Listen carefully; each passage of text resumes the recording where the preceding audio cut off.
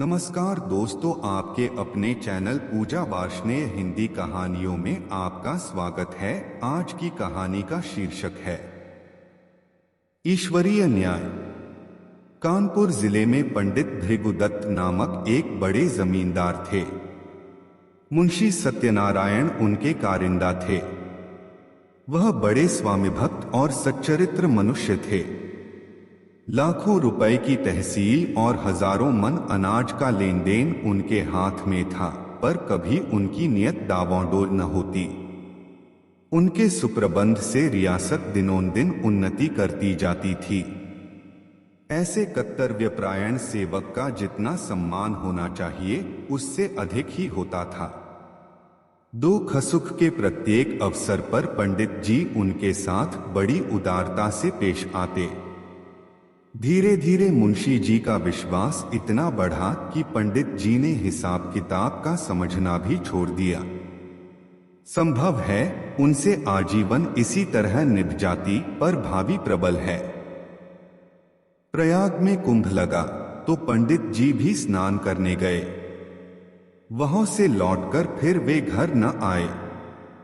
मालूम नहीं किसी गड्ढे में फिसल पड़े या कोई जल जंतु उन्हें खींच ले गया। उनका फिर कुछ पता ही न चला। अब मुंशी सत्यनारायण के अधिकार और भी बढ़े। एक हतभागिनी विधवा और दो छोटे छोटे बच्चों के सिवा पंडित जी के घर में और कोई न था। अंत्येष्टिक्रिया से निवृत्त होकर एक दिन शोकातुर पंडिताइन ने उन्हें बुलाया और रोकर कहा, लाला, पंडित जी हमें मंझधार में छोड़कर सुरपुर को सिधर गए। अब यह नैया तुम ही पार लगाओगे तो लग सकती है। यह सब खेती तुम्हारी लगाई हुई है, इसे तुम्हारे ही ऊपर छोड़ती हूं। ये तुम्हारे बच्चे हैं, इन्हें अपना। जब तक मालिक जिए तुम्हें अपना भाई समझते रहे। मुझे विश्वास है कि तुम उसी तरह इस भार को संभाले रहोगे। सत्यनारायण ने रोते हुए जवाब दिया, भाभी भैया क्या उठ गए, मेरे तो भाग्य ही फूट गए, नहीं तो मुझे आदमी बना देते। मैं उन्हीं का नमक खाकर जिया हूं और उन्हीं की चाकरी में मरूंगा भी। आप धीरज रखें, किसी प्रकार की चिंता न करें। मैं जीते जी आपकी सेवा से मुंह न मोड़ूंगा। आप केवल इतना कीजिएगा कि मैं जिस किसी की शिकायत करूं उसे डांट दीजिएगा, नहीं तो ये लोग सिर चढ़ जाएंगे। इस घटना के बाद कई वर्षों तक मुंशी जी ने रियासत को संभाला। वह अपने काम में बड़े कुशल थे। कभी एक कौड़ी का भी बल नहीं पड़ा। सारे जिले में उनका सम्मान होने लगा। लोग पंडित जी को भूल सा गए। दरबारों और कमेटियों में वे सम्मिलित होते। जिले के अधिकारी उन्हीं को जमींदार समझते।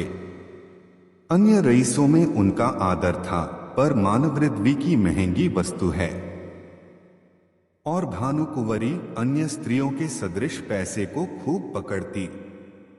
वह मनुष्य की मनोवृत्तियों से परिचित न थी। पंडित जी हमेशा लाला जी को इनाम इकराम देते रहते थे। वे जानते थे कि ज्ञान के बाद ईमान का दूसरा स्तंभ अपनी सुरक्षा है। इसके सिवा वे खुद भी कभी कागजों की जांच कर लिया करते थे। नाम मात्र ही को सही, पर इस निगरानी का डर जरूर बना रहता था, क्योंकि ईमान का सबसे बड़ा शत्रु अवसर है। भानुकुंवरी इन बातों को जानती न थी। अतएव अवसर तथा धनाभाव जैसे प्रबल शत्रुओं के पंजे में पड़कर मुंशी जी का ईमान कैसे बेदाग बचता। कानपुर शहर से मिला हुआ, ठीक गंगा के किनारे एक बहुत आजाद और उपजाऊ गांव था। पंडित जी इस गांव को लेकर नदी किनारे पक्का घाट, मंदिर, बाग, मकान आदि बनवाना चाहते थे, पर उनकी यह कामना सफल न हो सकी। संयोग से अब यह गांव बिकने लगा। उनके जमींदार एक ठाकुर साहब थे। किसी फौजदारी के मामले में फंसे हुए थे। मुकदमा लड़ने के लिए रुपए की चाह थी। मुंशी जी ने कचहरी में यह समाचार सुना। चटपट मोलतोल हुआ। दोनों तरफ गरज थी। सौदा पटने में देर न लगी, बैनामा लिखा गया। रजिस्ट्री हुई। रुपए मौजूद न थे, पर शहर में साख थी। एक महाजन के यहां से 30,000 रुपए मंगवाए गए और ठाकुर साहब को नजर किए गए। हाँ, कामकाज की आसानी के ख्याल से यह सब लिखा भी मुंशी जी ने अपने ही नाम की, क्योंकि मालिक के लड़के अभी नाबालिग थे। उनके नाम से लेने में बहुत झंझट होती और विलंब होने से शिकार हाथ से निकल जाता। मुंशी जी बैनामा लिए असीम आनंद में मग्न भानुकुंवरी के पास आए, पर्दा कराया और यह शुभ समाचार सुनाया। भानुकुंवरी ने सजल नेत्रों से उनको धन्यवाद दिया। पंडित जी के नाम पर मंदिर और घाट बनवाने का इरादा पक्का हो गया। मुंशी जी दूसरे ही दिन उस गांव में आए। आसामी नजराने लेकर नए स्वामी के स्वागत को हाजिर हुए। शहर के रईसों की दावत हुई। लोगों के नावों पर बैठकर गंगा की खूब सैर की। मंदिर आदि बनवाने के लिए आबादी से हटकर रमणीक स्थान चुना गया। यद्यपि इस गांव को अपने नाम लेते समय मुंशी जी के मन में कपट का भाव न था, तथापि 2-4 दिन में ही उनका अंकुर जम गया और धीरे धीरे बढ़ने लगा। मुंशी जी इस गांव के आय व्यय का हिसाब अलग रखते और अपने स्वामिनों को उसका ब्यौरा समझाने की जरूरत न समझते। भानुकुंवरी इन बातों में दखल देना उचित न समझती थी, पर दूसरे कारिंदों से बातें सुन सुनकर उसे शंका होती थी कि कहीं मुंशी जी दगा तो न देंगे। अपने मन का भाव मुंशी से छिपाती थी, इस ख्याल से कि कहीं कारिंदों ने उन्हें हानि पहुंचाने के लिए यह षड्यंत्र न रचा हो। इस तरह कई साल गुजर गए। अब उस कपट के अंकुर ने वृक्ष का रूप धारण किया। भानुकुंवरी को मुंशी जी के उस मार्ग के लक्षण दिखाई देने लगे। उधर मुंशी जी के मन ने कानून से नीति पर विजय पाई। उन्होंने अपने मन में फैसला किया कि गांव मेरा है। हाँ, मैं भानुकुंवरी का 30,000 का ऋणी अवश्य हूं। वे बहुत करेंगी तो अपने रुपए ले लेंगी और क्या कर सकती हैं। मगर दोनों तरफ यह आग अंदर ही अंदर सुलगती रही। मुंशी जी अस्त्र सज्जित होकर आक्रमण के इंतजार में थे और भानुकुंवरी इसके लिए अवसर ढूंढ रही थी। एक दिन उसने साहस करके मुंशी जी को अंदर बुलाया और कहा, लाला जी बरगदा के मंदिर का काम कब से लगवाइएगा? उसे लिए 8 साल हो गए, अब काम लग जाए तो अच्छा हो। जिंदगी का कौन ठिकाना है, जो काम करना है उसे कर ही डालना चाहिए। इस ढंग से इस विषय को उठाकर भानुकुंवरी ने अपनी चतुराई का अच्छा परिचय दिया। मुंशी जी भी दिल में इसके कायल हो गए। जरा सोचकर बोले, इरादा तो मेरा कई बार हुआ, पर मौके की जमीन नहीं मिलती। गंगा तट की जमीन असामियों के जोत में है और वे किसी तरह छोड़ने पर राजी नहीं। भानुकुंवरी, यह बात तो आज मुझे मालूम हुई। 8 साल हुए इस गांव के विषय में आपने कभी भूल कर भी दी तो चर्चा नहीं की। मालूम नहीं कितनी तहसील है, क्या मुनाफा है, कैसा गांव है, कुछ सीर होती है या नहीं। जो कुछ करते हैं आप ही करते हैं और करेंगे, पर मुझे भी तो मालूम होना चाहिए। मुंशी जी संभल उठे। उन्हें मालूम हो गया कि इस चतुर स्त्री से बाजी ले जाना मुश्किल है। गांव लेना ही है तो अब क्या डर। खुलकर बोले, आपको इससे कोई सरोकार न था, इसलिए मैंने व्यर्थ कष्ट देना मुनासिब न समझा। भानुकुंवरी के हृदय में कुठार सा लगा। पर्दे से निकल आई और मुंशी जी की तरफ तेज आंखों से देखकर बोली, आप क्या कहते हैं? आपने गौ मेरे लिए लिया था या अपने लिए? रुपए मैंने दिए या आपने? उस पर जो खर्च पड़ा वह मेरा था या आपका? मेरी समझ में नहीं आता कि आप कैसी बातें करते हैं। मुंशी जी ने सावधानी से जवाब दिया, यह तो आप जानती हैं कि गौ हमारे नाम से बसा हुआ है। रुपया जरूर आपका लगा, पर मैं उसका देनदार हूं। रहा तहसील वसूल का खर्च, यह सब मैंने अपने पास से दिया है। उसका हिसाब किताब आय व्यय सब रखता गया हूं। भानुकुंवरी ने क्रोध से कौपते हुए कहा, इस कपट का फल आपको अवश्य मिलेगा। आप इस निर्दयता से मेरे बच्चों का गला नहीं काट सकते। मुझे नहीं मालूम था कि आपने हृदय में छुरी छिपा रखी है, नहीं तो यह नौबत ही क्यों आती। खैर, अब से मेरी रोकड़ और बही खाता आप कुछ न छू। मेरा जो कुछ होगा ले लूंगी। जाइए, एकांत में बैठकर सोचिए। पाप से किसी का भला नहीं होता। तुम समझते होगे कि बालक अनाथ हैं, इनकी संपत्ति हजम कर लूंगा। इस भूल में न रहना, मैं तुम्हारे घर की ईंट तक बिकवा लूंगी। यह कहकर भानुकुंवरी फिर पर्दे की आड़ में आ बैठी और रोने लगी। स्त्रियां क्रोध के बाद किसी न किसी बहाने रोया करती हैं। लाला साहब को कोई जवाब न सूझा। यहों से उठ आए और दफ्तर जाकर कागज उलट पलट करने लगे, पर भानुकुंवरी भी उनके पीछे पीछे दफ्तर में पहुंची और डॉट कर बोली, मेरा कोई कागज मत छूना, नहीं तो बुरा होगा। तुम विषैले सांप हो, मैं तुम्हारा मुंह नहीं देखना चाहती। मुंशी जी कागजों में कुछ काट छौंट करना चाहते थे, पर विवश हो गए। खजाने की कुंजी निकालकर फेंक दी, बही खाते पटक दिए, किवाड़ धड़ाके से बंद किए और हवा की तरह सन्न से निकल गए। कपट में हाथ तो डाला, पर कपट मंत्र न जाना। दूसरे कारिंदों ने यह कैफियत सुनी तो फूले न समाये। मुंशी जी के सामने उनकी दाल न गलने पाती। भानुकुंवरी के पास आकर वे आंख पर तेल छिड़कने लगे। सब लोग इस विषय में सहमत थे कि मुंशी सत्यनारायण ने विश्वासघात किया है।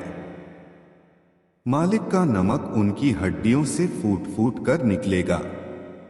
दोनों ओर से मुकदमेबाजी की तैयारियां होने लगी।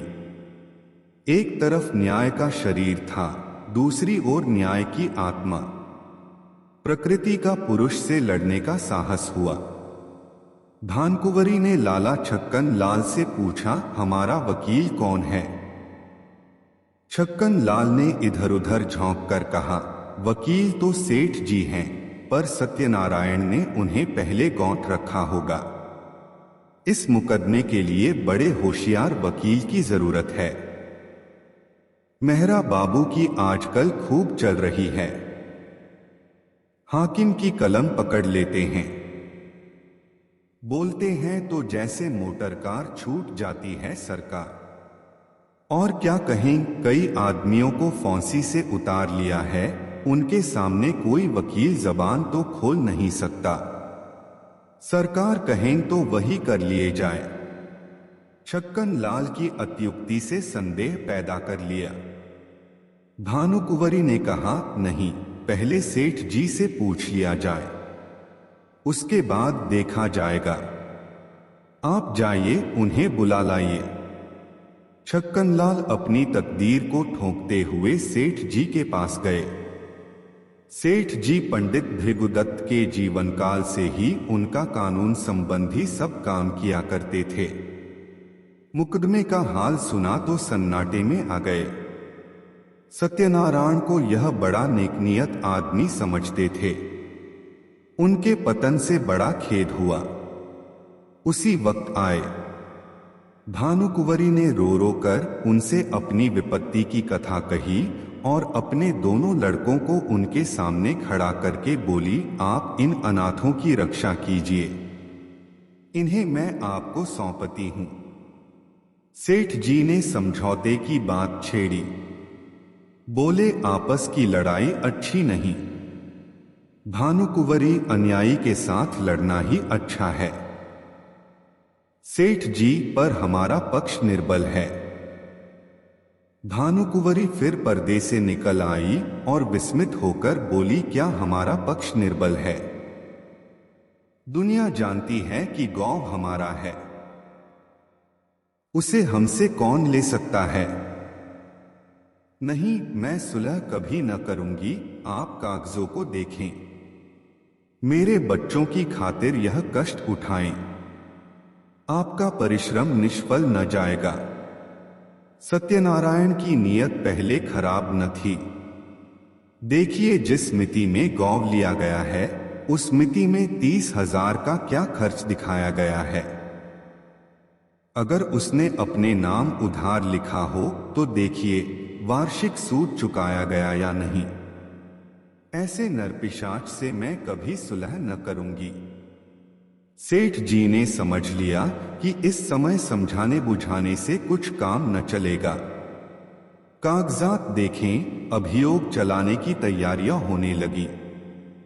मुंशी सत्यनारायण लाल खिसियाए हुए मकान पहुंचे।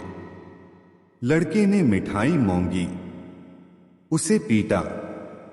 स्त्री पर इसलिए बरस पड़े कि उसने क्यों लड़के को उनके पास जाने दिया। अपनी वृद्धा माता को डांट कर कहा, तुमसे इतना भी नहीं हो सकता कि जरा लड़के को बहलाओ। एक तो मैं दिन भर का थका मौंदा घर आऊं और फिर लड़के को खिलाऊं। मुझे दुनिया में न और कोई काम है न धंधा। इस तरह घर में बावैला मचाकर बाहर आए। सोचने लगे, मुझसे बड़ी भूल हुई। मैं कैसा मूर्ख हूं। और इतने दिन तक सारे कागज पत्र अपने हाथ में थे। चाहता कर सकता था, पर हाथ धरे बैठे रहा। आज सिर पर आ पड़ी तो सूझी।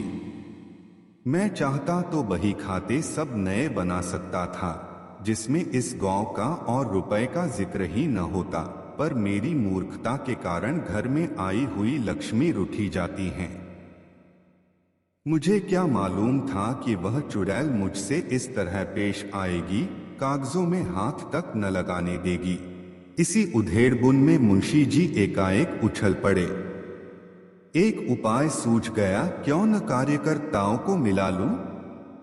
यद्यपि मेरी सख्ती के कारण वे सब मुझसे नाराज थे और इस समय सीधे बात भी न करेंगे, तथापि उनमें ऐसा कोई भी नहीं जो प्रलोभन से मुट्ठी में न आ जाए। हाँ, इसमें रुपए पानी की तरह बहाना पड़ेगा, पर इतना रुपया आएगा कहां से। हाय दुर्भाग्य! 2-4 दिन पहले चेत गया होता तो कोई कठिनाई न पड़ती। क्या जानता था कि वह डाइन इस तरह वज्र प्रहार करेगी। बस अब एक ही उपाय है, किसी तरह कागजात गुम कर दूं। बड़ी जोखिम का काम है, पर करना ही पड़ेगा। दुष्कामनाओं के सामने एक बार सिर झुकाने पर फिर संभलना कठिन हो जाता है। पाप के अथाह दलदल में जहां एक बार पड़े कि फिर प्रतिक्षण नीचे ही चले जाते हैं। मुंशी सत्यनारायण सा विचारशील मनुष्य इस समय इस फिक्र में था कि कैसे सेंध लगा पाऊं। मुंशी जी ने सोचा, क्या सेंध लगाना आसान है? इसके वास्ते कितनी चतुरता, कितना साहब, कितनी बुद्धि, कितनी वीरता चाहिए। कौन कहता है कि चोरी करना आसान काम है। मैं जो कहीं पकड़ा गया तो मरने के सिवा और कोई मार्ग न रहेगा। बहुत सोचने विचारने पर भी मुंशी जी को अपने ऊपर ऐसा दुस्साहस कर सकने का विश्वास न हो सका। हाँ, इसमें सुगम एक दूसरी तदबीर नजर आई, क्यों न दफ्तर में आग लगा दूं। एक बोतल मिट्टी का तेल और दियासलाई की जरूरत है, किसी बदमाश को मिला लूं, मगर यह क्या मालूम कि वही उसी कमरे में रखी है या नहीं। चुड़ैल ने उसे जरूर अपने पास रख लिया होगा। नहीं, आग लगाना गुनाह बेलज्जत होगा। बहुत देर मुंशी जी करवटें बदलते रहे, नए नए मंसूबे सोचते, पर फिर अपने ही तर्कों से काट देते। वर्षाकाल में बादलों की नई नई सूरतें बनती और फिर हवा के वेग से बिगड़ जाती हैं। वही दशा इस समय उनके मंसूबों की हो रही थी। पर इस मानसिक अशांति में भी एक विचार पूर्ण रूप से स्थिर था, किसी तरह इन कागजात को अपने हाथ में लाना चाहिए। काम कठिन है माना, पर हिम्मत न थी तो रार क्यों मोल ली। क्या 30,000 की जायदाद दाल भात का कौर है। चाहे जिस तरह हो, चोर बने बिना काम नहीं चल सकता। आखिर जो लोग चोरियां करते हैं वे भी तो मनुष्य ही होते हैं। बस एक छलौंग का काम है। अगर पार हो गए तो राज करेंगे, गिर पड़े तो जान से हाथ धोएंगे। रात के 10 बज गए। मुंशी सत्यनारायण कुंजियों का एक गुच्छा कमर में दबाए घर से बाहर निकले। द्वार पर थोड़ा सा पुआल रखा हुआ था।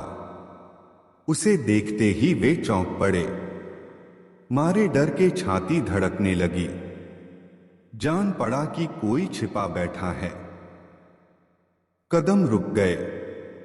पुआल की तरफ ध्यान से देखा, उसमें बिल्कुल हरकत न हुई। तब हिम्मत बौंधी, आगे बढ़े और मन को समझाने लगे, मैं कैसा डरपोक हूं। अपने द्वार पर किसका डर और सड़क पर भी मुझे किसका डर है। मैं अपनी राह जाता हूं, कोई मेरी तरफ तिरछी आंख से नहीं देख सकता। हाँ, जब मुझे सेंध लगाते देख ले, नहीं पकड़ ले, तब अलबत्ते डरने की बात है। तिस पर भी बचाव की युक्ति निकल सकती है। अकस्मात उन्होंने भानुकुंवरी के एक चपरासी को आते हुए देखा। कलेजा धड़क उठा। लपक कर एक अंधेरी गली में घुस गए। बड़ी देर तक वहां खड़े रहे। जब वह सिपाही आंखों से ओझल हो गया, तब फिर सड़क पर आए। वह सिपाही आज सुबह तक इनका गुलाम था। उसे उन्होंने कितनी ही बार गालियां दी थीं, लातें मारी थीं, पर आज उसे देखकर उनके प्राण सूख गए। उन्होंने फिर तर्क की शरण ली। मैं मानो भंग खाकर आया हूं। इस चपरासी से इतना डरा मानो कि वह मुझे देख लेता, पर मेरा कर क्या सकता था। हजारों आदमी रास्ता चल रहे हैं, उन्हीं में मैं भी एक हूं। क्या वह अंतर्यामी है? सबके हृदय का हाल जानता है। मुझे देखकर वह अदब से सलाम करता और वहां का कुछ हाल भी कहता, पर मैं उससे ऐसा डरा कि सूरत तक न दिखाई। इस तरह मन को समझाकर वे आगे बढ़े। सच है, पाप के पंजों में फंसा हुआ मन पतझड़ का पत्ता है, जो हवा के जरा से झोंके से गिर पड़ता है। मुंशी जी बाजार पहुंचे। अधिकतर दुकानें बंद हो चुकी थीं। उनमें सौड़ और गायें बैठी हुई जुगाली कर रही थी। केवल हलवाइयों की दुकानें खुली थी और कहीं कहीं गजरे वाले हार की हौंक लगाते फिरते थे। सब हलवाई मुंशी जी को पहचानते थे, अतएव मुंशी जी ने सिर झुका लिया। कुछ चाल बदली और लपकते हुए चले। एकाएक उन्हें एक बग्घी आती दिखाई दी। यह सेठ बल्लभदास सवकील की बग्घी थी। इसमें बैठकर हजारों बार सेठ जी के साथ कचहरी गए थे, पर आज वह बग्घी कालदेव के समान भयंकर मालूम हुई। फौरन एक खाली दुकान पर चढ़ गए। वह विश्राम करने वाले सौड़ ने समझा, वे मुझे पदच्युत करने आए हैं। माथा झुकाए फुंकारता हुआ उठ बैठा, पर इसी बीच में बग्घी निकल गई और मुंशी जी की जान में जान आई। अब कि उन्होंने तर्क का आश्रय न लिया। समझ गए कि इस समय इससे कोई लाभ नहीं। खैरियत यह हुई कि वकील ने देखा नहीं। यह एक घाघ है, मेरे चेहरे से ताड़ जाता। कुछ विद्वानों का कथन है कि मनुष्य की स्वाभाविक प्रवृत्ति पाप की ओर होती है, पर यह कोरा अनुमान ही अनुमान है, अनुभवसिद्ध बात नहीं। सच बात तो यह है कि मनुष्य स्वभावत पाप भीरु होता है और हम प्रत्यक्ष देख रहे हैं कि पाप से उसे कैसी घृणा होती है। एक फरलांग आगे चलकर मुंशी जी को एक गली मिली। वह भानुकुंवरी के घर का एक रास्ता था। धुंधली सी लालटेन जल रही थी। जैसा मुंशी जी ने अनुमान किया था, पहरेदार का पता न था।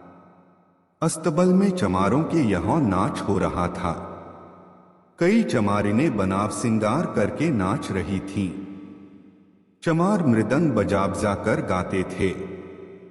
नाही घरे श्याम घेरी आए बदरा, सोवत रहेऊ सपन एक देखेऊ रामा, खुली गई नींद धरक गए कजरा, नाही घरे श्याम घेरी आए बदरा।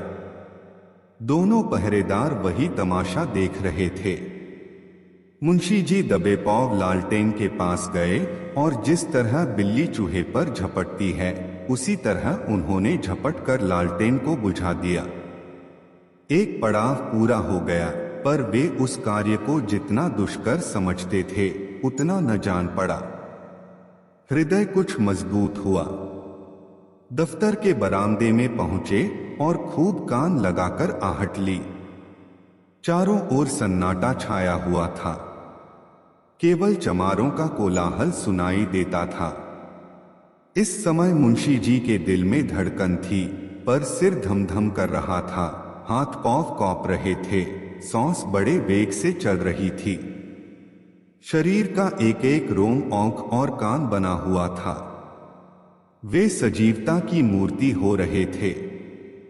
उनमें जितना पौरुष, जितनी चपलता, जितना साहस, जितनी चेतना, जितनी बुद्धि, जितना औसान था, वे सब इस वक्त सजग और सचेत होकर इच्छा शक्ति की सहायता कर रहे थे। दफ्तर के दरवाजे पर वही पुराना ताला लगा हुआ था। इसकी कुंजी आज बहुत तलाश करके वे बाजार से लाए थे। ताला खुल गया। किवाड़ों ने बहुत दबी जबान से प्रतिरोध किया। इस पर किसी ने ध्यान न दिया। मुंशी जी दफ्तर में दाखिल हुए। भीतर चिराग जल रहा था।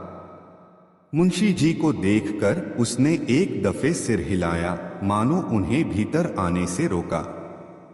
मुंशी जी के पैर थर-थर कांप रहे थे। एड़ियां जमीन से उछली पड़ती थीं। पाप का बोझ उन्हें असह्य था। पल भर में मुंशी जी ने बहियों को उल्टा पलटा। लिखावट उनकी आंखों में तैर रही थी। इतना अवकाश कहाँ था कि जरूरी कागजात छौंट लेते। उन्होंने सारी बहियों को समेटकर एक गट्ठर बनाया और सिर पर रखकर तीर के समान कमरे के बाहर निकल आए। उस पाप की गठरी को लादे हुए वह अंधेरी गली से गायब हो गए। तंग अंधेरी, दुर्गंधपूर्ण कीचड़ से भरी हुई गलियों में वे नंगे पांव स्वार्थ, लोभ और कपट का बोझ लिए चले जाते थे। मानो पापमय आत्मा नरक की नालियों में बही चली जाती थी। बहुत दूर तक भटकने के बाद वे गंगा किनारे पहुंचे। जिस तरह कलुषित हृदयों में कहीं कहीं धर्म का धुंधला प्रकाश रहता है, उसी तरह नदी की काली सतह पर तारे झिलमिला रहे थे। तट पर कई साधु धूनी जमाए पड़े थे। ज्ञान की ज्वाला मन की जगह बाहर दहक रही थी। मुंशी जी ने अपना गट्ठर उतारा और चादर से खूब मजबूत बांधकर बलपूर्वक नदी में फेंक दिया। सोती हुई लहरों में कुछ हलचल हुई और फिर सन्नाटा हो गया। मुंशी सत्यनारायण लाल के घर में दो स्त्रियां थीं, माता और पत्नी। वे दोनों अशिक्षिता थीं। इस पर भी मुंशी जी को गंगा में डूब मरने या कहीं भाग जाने की जरूरत न होती थी। न वे बॉडी पहनती थी, न मोजे जूते, न हारमोनियम पर गा सकती थी। यहां तक कि उन्हें साबुन लगाना भी न आता था। हेयरपिन, ब्रोचेज, जैकेट आदि परमावश्यक चीजों का तो नाम ही नहीं सुना था। बहू में आत्मसम्मान जरा भी नहीं था, न सास में आत्मगौरव का जोश। बहू अब तक सास की घुड़कियों भीगी बिल्ली की तरह सह लेती थी। हाँ मूर्खे, सास को बच्चे के नहलाने धुलाने, यहाँ तक कि घर में झाड़ू देने से भी घृणा न थी। हाँ ज्ञानांधे, बहू स्त्री क्या थी, मिट्टी का लोंदा थी। एक पैसे की जरूरत होती तो सास से मांगती। सारांश यह कि दोनों स्त्रियों अपने अधिकारों से बेखबर अंधकार में पड़ी हुई पशुवत जीवन व्यतीत करती थीं। ऐसी फूहड़ थी कि रोटियां भी अपने हाथों से बना लेती थी। कंजूसी के मारे दालमोट समोसे कभी बाजार से न मंगाती। आगरे वाले की दुकान की चीजें खाई होती तो उनका मजा जानती। बुढ़िया खूसट दवादरपन भी जानती थी। बैठी बैठी घासपात कूटा करती। मुंशी जी ने मौके पास जाकर कहा, अम्मा अब क्या होगा? भानुकुंवरी ने मुझे जवाब दे दिया। माता ने घबराकर पूछा, जवाब दे दिया? मुंशी, हाँ बिल्कुल बेकसूर। माता, क्या बात हुई? भानुकुंवरी का मिजाज तो ऐसा न था। मुंशी, बात कुछ न थी। मैंने अपने नाम से जो गौव लिया था उसे मैंने अपने अधिकार में कर लिया। कल मुझसे और उनसे साफ साफ बातें हुई। मैंने कह दिया कि गौव मेरा है, मैंने अपने नाम से लिया है, उसमें तुम्हारा कोई इजारा नहीं। बस बिगड़ गई, जो मुंह में आया बकती रही। उसी वक्त मुझे निकाल दिया और धमका कर कहा, मैं तुमसे लड़कर अपना गौव ले लूंगी। अब आज ही उनकी तरफ से मेरे ऊपर मुकदमा दायर होगा, मगर इससे होता क्या है? गौव मेरा है, उस पर मेरा कब्जा है। एक नहीं 1000 मुकदमे चलाएं, डिग्री मेरी होगी। माता ने बहू की तरफ मर्मांतक दृष्टि से देखा और बोली, क्यों भैया? वह गौव लिया तो था तुमने उन्हीं के रुपए से और उन्हीं के वास्ते। मुंशी, लिया था तब लिया था। अब मुझसे ऐसा आबाद और मालदार गौव नहीं छोड़ा जाता। वह मेरा कुछ नहीं कर सकती, मुझसे अपना रुपया भी नहीं ले सकती। 150 गौव तो हैं, तब भी हवस नहीं मानती। माना बेटा किसी के धन ज्यादा होता है तो वह उसे फेंक थोड़े ही देता है। तुमने अपनी नियत बिगाड़ी, यह अच्छा काम नहीं किया। दुनिया तुम्हें क्या कहेगी? और दुनिया चाहे कहे या न कहे, तुमको भला ऐसा करना चाहिए कि जिसकी गोद में इतने दिन पले, जिसका इतने दिनों तक नमक खाया, अब उसी से दगा करो। नारायण ने तुम्हें क्या नहीं दिया? मजे से खाते हो, पहनते हो, घर में नारायण का दिया 4 पैसा है, बाल बच्चे हैं, और क्या चाहिए? मेरा कहना मानो, इस कलंक का टीका अपने माथे न लगाओ। यह अपजस मत लो। बरकत अपनी कमाई में होती है, हराम की कौड़ी कभी नहीं फलती। मुंशी, ऐसी बातें बहुत सुन चुका हूं। दुनिया उन पर चलने लगे तो सारे काम बंद हो जाएं। मैंने इतने दिनों इनकी सेवा की, मेरी ही बदौलत ऐसे ऐसे 4-5 गौव बढ़ गए। जब तक पंडित जी थे मेरी नियत का मान था। मुझे आंख में धूल डालने की जरूरत न थी, वे आप ही मेरी खातिर कर दिया करते थे। उन्हें मरे 8 साल हो गए, मगर मुसम्मात के एक बीड़े पान की कसम खाता हूं, मेरी जात से उनको हजारों रुपए मासिक की बचत होती थी। क्या उनको इतनी भी समझ न थी कि यह बेचारा जो इतनी ईमानदारी से मेरा काम करता है, इस नफे में कुछ उसे भी मिलना चाहिए? यह कहकर न दो, इनाम कहकर दो, किसी तरह दो तो, मगर वे तो समझती थी कि मैंने इसे 20 रुपए महीने पर मोल ले लिया है। मैंने 8 साल तक सब किया, अब क्या इसी 20 रुपए में गुलामी करता रहूं और अपने बच्चों को दूसरों का मुंह ताकने के लिए छोड़ जाऊं? अब मुझे यह अवसर मिला है, इसे क्यों छोड़ूं? जमींदारी की लालसा लिए हुए क्यों मरूं? जब तक जीऊंगा खुद खाऊंगा, मेरे पीछे मेरे बच्चे चैन उड़ाएंगे। माता की आंखों में आंसू भर आए। बोली, बेटा, मैंने तुम्हारे मुंह से ऐसी बातें कभी नहीं सुनी थीं। तुम्हें क्या हो गया है? तुम्हारे आगे बाल बच्चे हैं, आग में हाथ न डालो। बहू ने सास की ओर देखकर कहा, हमको ऐसा धन न चाहिए, हम अपनी दाल रोटी में मगन हैं। मुंशी, अच्छी बात है, तुम लोग रोटी दाल खाना, गाढ़ा पहनना, मुझे अब हलवे पूरी की इच्छा है। माता, यह अधर्म मुझसे न देखा जाएगा, मैं गंगा में डूब मरूंगी। पत्नी, तुम्हें यह सब कौंटा बोना है तो मुझे मायके पहुंचा दो, मैं अपने बच्चों को लेकर इस घर में न रहूंगी। मुंशी ने झुंझलाकर कहा, तुम लोगों की बुद्धि तो भौं खा गई है। लाखों सरकारी नौकर रात दिन दूसरों का गला दबा दबा कर रिश्वतें लेते हैं और चैन करते हैं। न उनके बाल बच्चों ही को कुछ होता है, न उन्हीं को हैजा पकड़ता है। अधर्म उनको क्यों नहीं खा जाता जो मुझी को खा जाएगा? मैंने तो सत्यवादियों को सदा दुख झेलते ही देखा है। मैंने जो कुछ किया है सुख लूटूंगा, तुम्हारे मन में जो आए करो। प्रातः काल दफ्तर खुला तो कागजात सब गायब थे।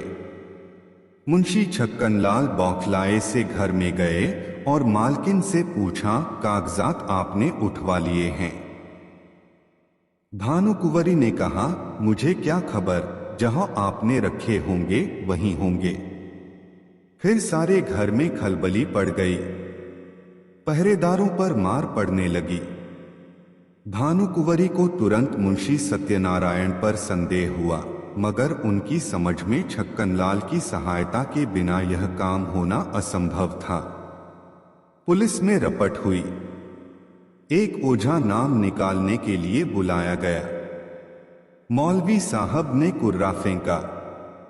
ओझा ने बताया, यह किसी पुराने बैरी का काम है। मौलवी साहब ने फरमाया, किसी घर के भेदिए ने यह हरकत की है। शाम तक यह दौड़ धूप रही। फिर यह सलाह होने लगी कि इन कागजातों के बगैर मुकदमा कैसे चले। पक्ष तो पहले से ही निर्बल था, जो कुछ बल था वह इसी बही खाते का था। अब तो सबूत भी हाथ से गए, दावे में कुछ जान ही न रही। मगर भानुकुंवरी ने कहा, बला से हार जाएंगे। हमारी चीज कोई छीन ले तो हमारा धर्म है कि उससे यथाशक्ति लड़े, हार कर बैठना कायरों का काम है। सेठ जी, वकील को इस दुर्घटना का समाचार मिला तो उन्होंने भी यही कहा कि अब दावे में जरा भी जान नहीं है, केवल अनुमान और तर्क का भरोसा है। अदालत ने माना तो माना, नहीं तो हार माननी पड़ेगी। पर भानुकुंवरी ने एक न मानी। लखनऊ और इलाहाबाद से 2 होशियार बैरिस्टर बुलाए। मुकदमा शुरू हो गया।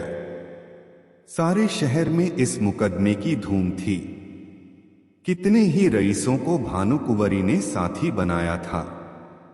मुकदमा शुरू होने के समय हजारों आदमियों की भीड़ हो जाती थी। लोगों के इस खिंचाव का मुख्य कारण यह था कि भानुकुंवरी एक पर्दे की आड़ में बैठी हुई अदालत की कार्रवाई देखा करती थी, क्योंकि उसे अब अपने नौकरों पर जरा भी विश्वास न था। वादी बैरिस्टर ने एक बड़ी मार्मिक वक्तृता दी। उसने सत्यनारायण की पूर्वावस्था का खूब अच्छा चित्र खींचा। उसने दिखलाया कि वे कैसे स्वामी भक्त, कैसे कार्यकुशल, कैसे कर्मशील थे, और स्वर्गवासी पंडित भृगुदत्त का उस पर पूर्ण विश्वास हो जाना किस तरह स्वाभाविक था। इसके बाद उसने सिद्ध किया कि मुंशी सत्यनारायण की आर्थिक व्यवस्था कभी ऐसी न थी कि वे इतना धन संचय करते। अंत में उसने मुंशी जी की स्वार्थपरता, कूटनीति, निर्दयता और विश्वासघातकता का ऐसा घृणोत्पादक चित्र खींचा कि लोग मुंशी जी को गोलियां देने लगे। इसके साथ ही उसने पंडित जी के अनाथ बालकों की दशा का बड़ा करुणोत्पादक वर्णन किया। कैसे शोक और लज्जा की बात है कि ऐसा चरित्रवान, ऐसा नीतिकुशल मनुष्य इतना गिर जाए कि अपने स्वामी के अनाथ बालकों की गर्दन पर छुरी चलाने पर संकोच न करे। मानवपतन का ऐसा करुण, ऐसा हृदय विदारक उदाहरण मिलना कठिन है। इस कुटिल कार्य के परिणाम की दृष्टि से इस मनुष्य के पूर्व परिचित सद्गुणों का गौरव लुप्त हो जाता है, क्योंकि वे असली मोती नहीं, नकली कौंच के दाने थे जो केवल विश्वास जमाने के निमित्त दर्शाए गए थे। वह केवल सुंदर जाल था जो एक सरल हृदय और छल छंद से दूर रहने वाले रईस को फंसाने के लिए फैलाया गया था। इस नर पशु का अंतःकरण कितना अंधकारमय, कितना कपटपूर्ण, कितना कठोर है, और इसकी दुष्टता कितनी घोर, कितनी अपावन है। अपने शत्रु के साथ दया करना एक बार तो क्षम्य है, मगर इस मलिन हृदय मनुष्य ने उन बेकसों के साथ दगा दिया है जिन पर मानव स्वभाव के अनुसार दया करना उचित है। यदि आज हमारे पास बही खाते मौजूद होते, अदालत पर सत्यनारायण की सत्यता स्पष्ट रूप से प्रकट हो जाती, पर मुंशी जी के बर्खास्त होते ही दफ्तर से उनका लुप्त हो जाना भी अदालत के लिए एक बड़ा सबूत है। शहर में कई रईसों ने गवाही दी, पर सुनी सुनाई बातें जिरह में उखड़ गईं। दूसरे दिन फिर मुकदमा पेश हुआ। प्रतिवादी के वकील ने अपनी वक्तृता शुरू की। उसमें गंभीर विचारों की अपेक्षा हास्य का आधिक्य था। यह एक विलक्षण न्याय सिद्धांत है कि किसी धनाढ्य मनुष्य का नौकर जो कुछ खरीदे वह उसके स्वामी की चीज समझी जाए।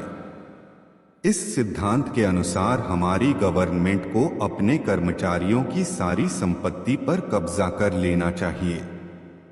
यह स्वीकार करने में हमको कोई आपत्ति नहीं कि हम इतने रुपयों का प्रबंध न कर सकते थे और यह धन हमने स्वामी ही से ऋण लिया, पर हमसे ऋण चुकाने का कोई तकाजा न करके वह जायदाद ही मांगी जाती है।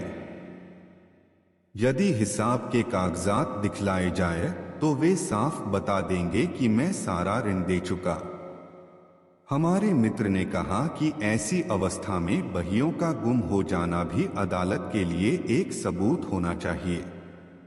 मैं भी उनकी युक्ति का समर्थन करता हूं। यदि मैं आपसे ऋण लेकर अपना विवाह करूं तो क्या मुझसे मेरी नवविवाहित वधू को छीन लेंगे? हमारे सुयोग मित्र ने हमारे ऊपर अनाथों के साथ दगा करने का दोष लगाया है।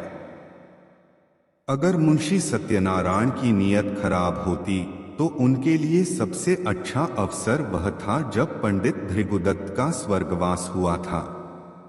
इतने विलंब की क्या जरूरत थी?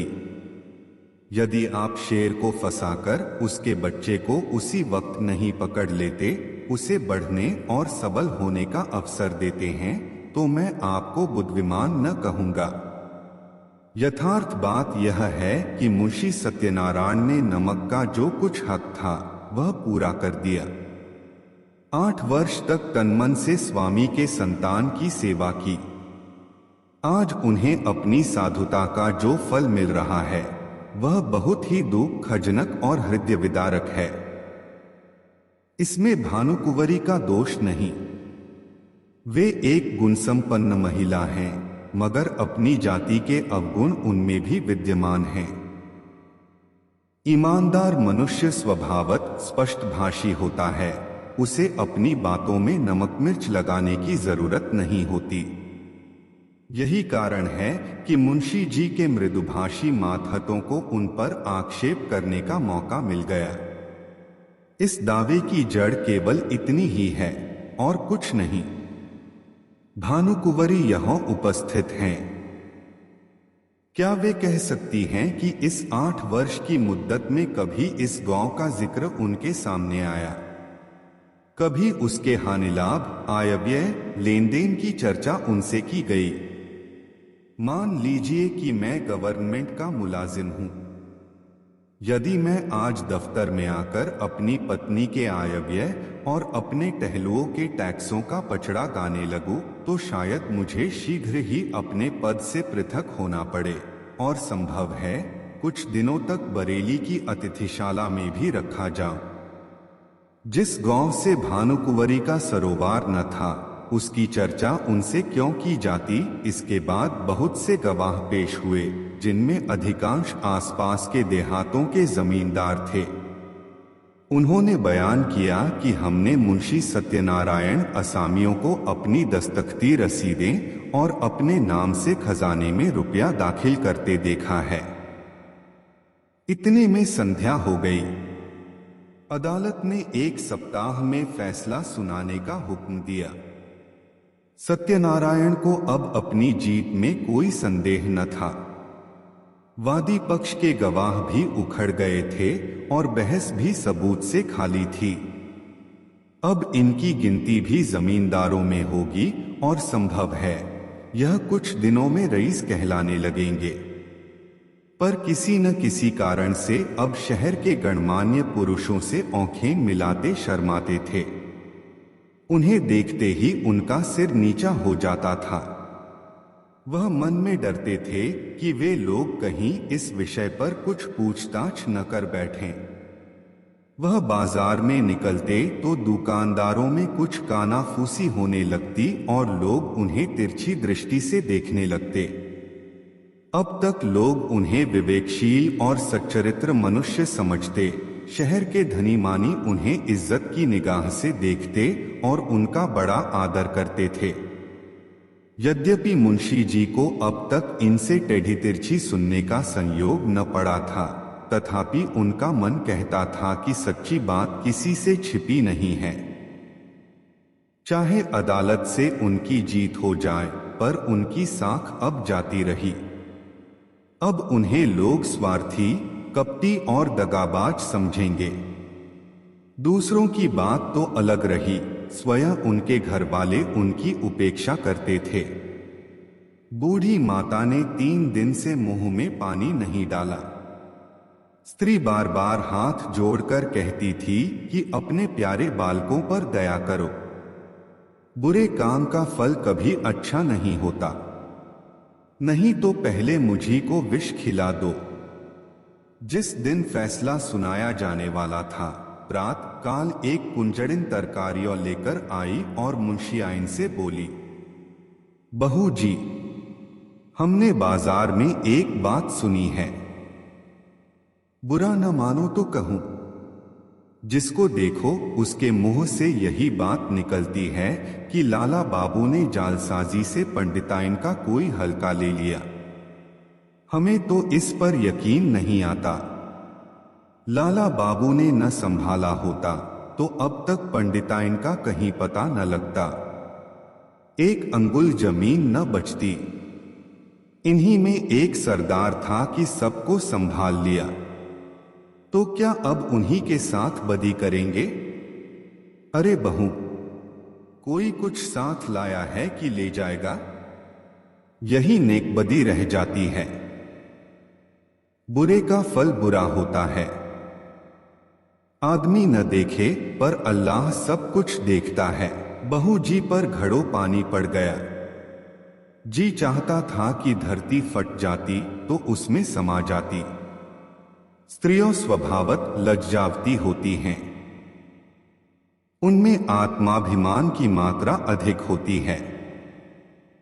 निंदा अपमान उनसे सहन नहीं हो सकता है। सिर झुकाए हुए बोली, बुआ मैं इन बातों को क्या जानूं?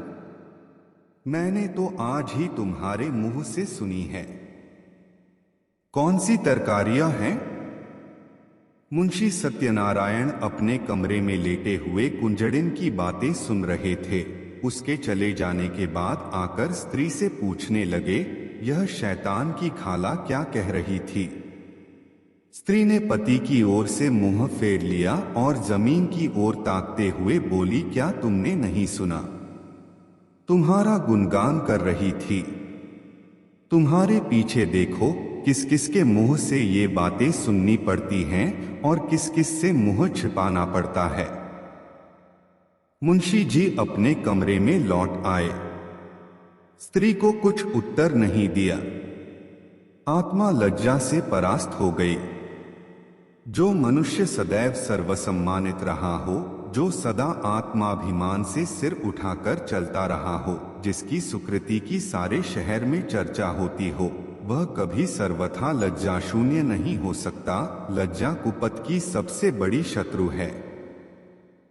कुवासनाओं के भ्रम में पड़कर मुंशी जी ने समझा था, मैं इस काम को ऐसी गुप्त रीति से पूरा कर ले जाऊंगा कि किसी को कानों कान खबर न होगी, पर उनका यह मनोरथ सिद्ध न हुआ। बाधा आ खड़ी हुई। उनके हटाने में उन्हें बड़े दुस्साहस से काम लेना पड़ा, पर यह भी उन्होंने लज्जा से बचने के निमित्त किया, जिसमें यह कोई न कहे कि अपनी स्वामिनी को धोखा दिया। इतना यत्न करने पर भी निंदा से न बच सके। बाजार का सौदा बेचने वालियों भी अब अपमान करती हैं। कुवासनाओं से दबी हुई लज्जा शक्ति इस कड़ी चोट को सहन न कर सकी। मुंशी जी सोचने लगे, अब मुझे धन संपत्ति मिल जाएगी, ऐश्वर्यवान हो जाऊंगा, परंतु निंदा से मेरा पीछा न छूटेगा। अदालत का फैसला मुझे लोक निंदा से न बचा सकेगा। ऐश्वर्य का फल क्या है? मान और मर्यादा। उससे हाथ धो बैठा तो ऐश्वर्य को लेकर क्या करूंगा? चित्त की शक्ति खोकर, लोकलज्जा सहकर, जनसमुदाय में नीच बनकर और अपने घर में कलह का बीज बोकर यह संपत्ति मेरे किस काम आएगी? और यदि वास्तव में कोई न्याय शक्ति हो और वह मुझे इस कुकृत्य का दंड दे, तो मेरे लिए सिवा मुख में कालिख लगाकर निकल जाने के और कोई मार्ग न रहेगा। सत्यवादी मनुष्य पर कोई विपत्ति पड़ती है तो लोग उनके साथ सहानुभूति करते हैं। दुष्टों की विपत्ति लोगों के लिए व्यंग्य की सामग्री बन जाती है। उस अवस्था में ईश्वर अन्यायी ठहराया जाता है, मगर दुष्टों की विपत्ति ईश्वर के न्याय को सिद्ध करती है। परमात्मन, इस दुर्दशा से किसी तरह मेरा उद्धार करो। क्यों न जाकर मैं भानुकुंवरी के पैरों पर गिर पड़ूं और विनय करूं कि यह मुकदमा उठा लो। शोक, पहले यह बात मुझे क्यों न सूझी? अगर कल तक मैं उनके पास चला गया होता तो बात बन जाती, पर अब क्या हो सकता है? आज तो फैसला सुनाया जाएगा। मुंशी जी देर तक इसी विचार में पड़े रहे, पर कुछ निश्चय न कर सके कि क्या करें। भानुकुंवरी को भी विश्वास हो गया कि अब गौव हाथ से गया। बेचारी हाथ मल कर रह गई। रात भर उसे नींद न आई। रह रह कर मुंशी सत्यनारायण पर क्रोध आता था। हाय पापी, ढोल बजाकर मेरा 50,000 का माल लिए जाता है और मैं कुछ नहीं कर सकती। आजकल के न्याय करने वाले बिल्कुल औंख के अंधे हैं। जिस बात को सारी दुनिया जानती है, उसमें भी उनकी दृष्टि नहीं पहुंचती। बस दूसरों को आंखों से देखते हैं। कोरे कागजों के गुलाम हैं। न्याय वह है जो दूध का दूध, पानी का पानी कर दे, यह नहीं कि खुद ही कागजों के धोखे में आ जाए, खुद ही पाखंडियों के जाल में फंस जाए।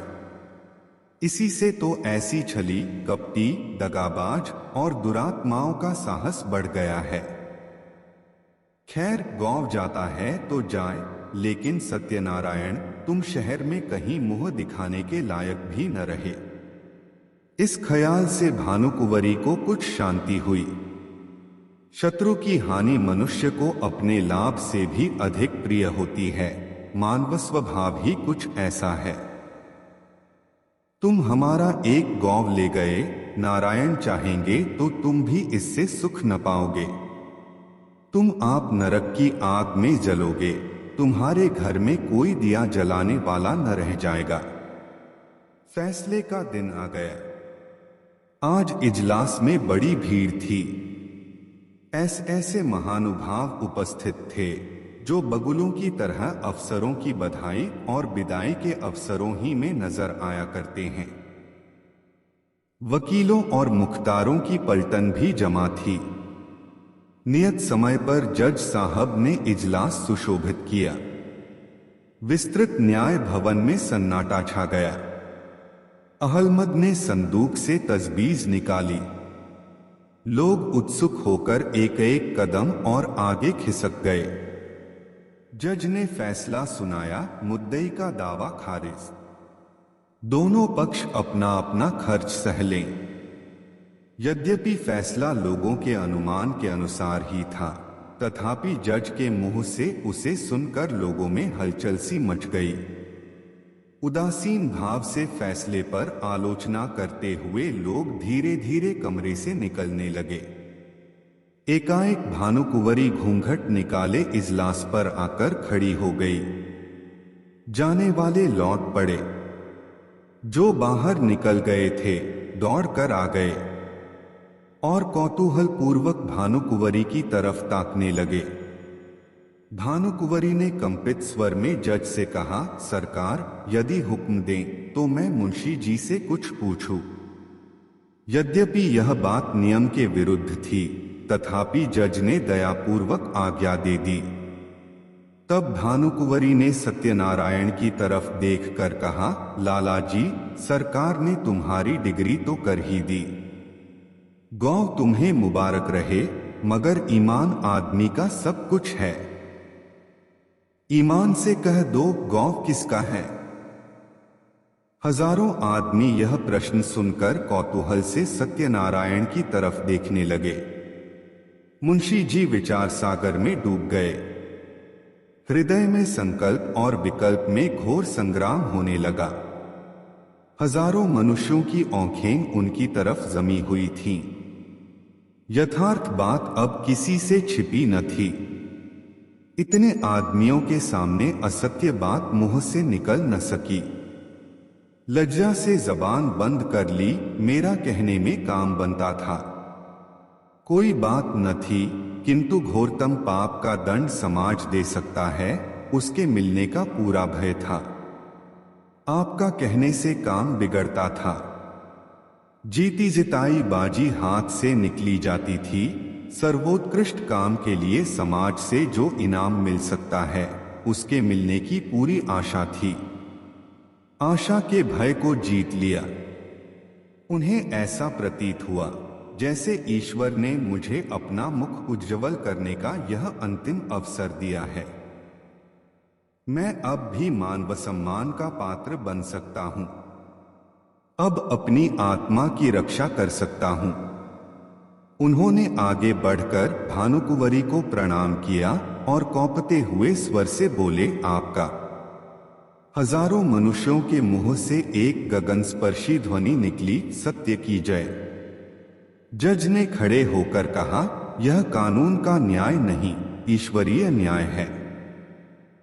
इसे कथा न समझिएगा, यह सच्ची घटना है। भानुकुंवरी और सत्यनारायण अब भी जीवित हैं। मुंशी जी के इस नैतिक साहस पर लोग मुग्ध हो गए। मानवीय न्याय पर ईश्वरीय न्याय ने जो विलक्षण विजय पाई, उसकी चर्चा शहर भर में महीनों रही। भानुकुंवरी मुंशी जी के घर गई, उन्हें मना कर लाई।